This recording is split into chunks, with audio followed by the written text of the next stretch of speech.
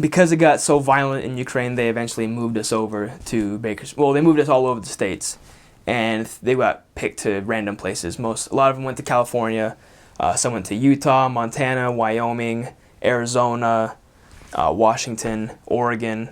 They went all over the place. That was pretty hard for me because the Donetsk Ukraine mission was super small. When I got there, there was like 65 missionaries in the mission, only about 15 sisters or so, and 65 missionaries total. So very small mission.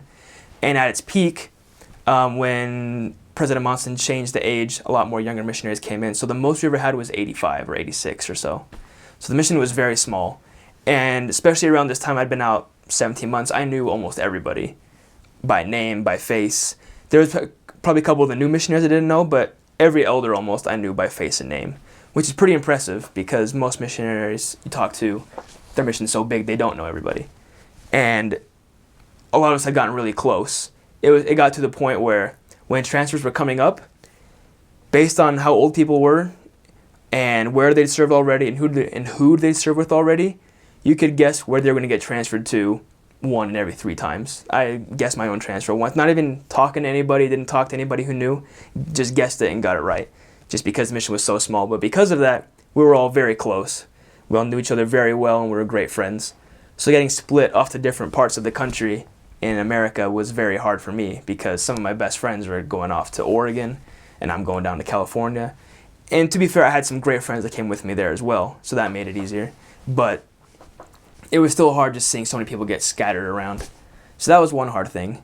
And 2, it was hard just knowing you've worked so hard and come to love this country that you've been serving in, the people there, and the members there, the investigators you've taught, and just the culture, just the place. And then all of a sudden overnight, it's like just yanked out from under you. It's like, oh, you're going to Bakersfield, California. You're going to Salt Lake City, Utah. You're going to Salem, Oregon. It's just like, wait, what the heck? When did this happen? And I'd never personally heard of Bakersfield before. I thought it was cool. I mean, I thought I was going to California at least. I was like, okay, at least there'll be like beaches, nice weather. I didn't know Bakersfield because Bakersfield is not that at all. It's in the middle of nowhere, 115 degrees, not the beach at all. It's to kind of stereotype it a bit. If you were white, you worked in the oil fields. If you were Mexican, you worked in like the regular fields, like the fruit fields and things like that. Very not the stereotypical California that you hear about. So I get there, and I'm missing a lot of missionaries. I'm missing Ukraine, and it's just very different to me. Brand new leaders, brand new companions, brand new areas I know nothing about. It's like I was starting the mission all over again, really.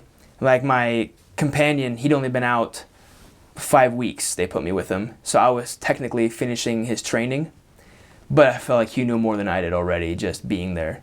He already knew a lot of the members. He knew about, like, for example, I'd never driven a car on the mission before. In Ukraine, we only walked and took buses. That was it. And all of a sudden, now we have bikes and cars, and I'm like, what the heck? How does this work? In Ukraine, we were used to contacting on the street, just talking to tons and tons of people outside. California, it's 115 degrees. People have cars, have air-conditioned houses. They're not walking outside. Everyone's driving. So I'm like, I have to do a lot more tracking than I'm used to as well. So it was just very hard to just have such an abrupt change over just a few quick days. But I will say that with time, it really was all about attitude, because I realized, hey, I've got 7 more months left on my mission. I don't want my last 7 months to just be like an afterthought or a painful memory of my mission or a sad memory just because I got moved. I mean, it's still a third of my mission. I want it to end out right. So I realized, like, hey, whatever, I miss Ukraine, I miss some people, but just get to work and do that. And I realized that serving in California had so many benefits that I came to love. I mean, one, it was 115 degrees outside, and when you were lucky enough to have a car, that was a miracle. Just having the air-conditioned car, that was nice, not having to be outside all day, every day. I mean, yes, you would go out tracting in the hot sun and it would get hard, but you know, at least at the end of the day, you could drive to a different neighborhood and have air conditioning for a little bit, or you could stop at the gas station real fast because you had a car. It was just a lot easier. There's a lot more food I was used to, just things like Taco Bell and Burger King that I'd missed for so long, I was able to have again so fast. But more importantly, really, was just how easy it was for me to connect with members and investigators in California. I mean, I'd served in Ukraine for I mean, I'd been in the country 14 months after 3 months of MTC, so my Russian was decent. I could speak just fine. I could understand most of what people said. But to be 100% honest, I never met a single missionary that I would say was 100% fluent. I mean, Russian's a pretty difficult language. So even though I understood them, it wasn't the same as if I was speaking my first language with these people.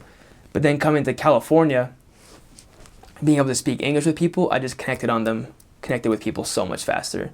And I still talk to some members from that mission in California a lot more often just because it's easy and life's more relatable because we both live in America. It's easy to speak English. It's easy to get in contact with them. I can send them a quick text. It's no problem.